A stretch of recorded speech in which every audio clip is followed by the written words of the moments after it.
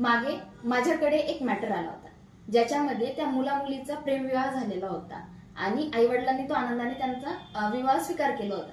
परंतु त्यात झालं असं की अगदी 2-3 महिन्यात त्या जोडप्यामध्ये खूप वाद व्हायला लागले. वाद इतके झाले की तो तिला मारहाण करत असे.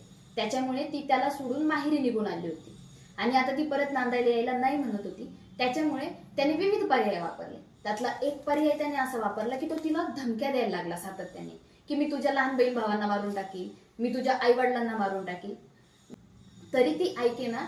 तर हे बघून त्याला आणखीन चिड आली, म्हणून त्याने तिला जणू काही तो फाशीच घेतोय अशा प्रकारचा एक फोटो व्हॉट्सअपला पाठवला. ती बघून ती अत्यंत घाबरून गेली. तिला वाटलं हे सगळं माझ्यामुळेच घडतंय ना, तर मीच नसले तर हा धमकी कोणाला देणार म्हणून मग तिने स्वतःच गळफास घेतला. गोष्ट इथेच थांबली नाही.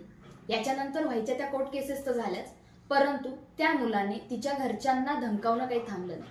तो सातत्याने तिच्या आईवडिलांना आणि तिच्या बहीण भावांना मारून टाकण्याच्या धमक्या देत राहतो. तर तिच्या आईवडिलांचं म्हणणं होतं की मॅडम, आम्ही आता काय केलं पाहिजे? आमची मुलगी तर जीवानिशी गेलीच आहे, परंतु हा आम्हाला खूप त्रास देतोय.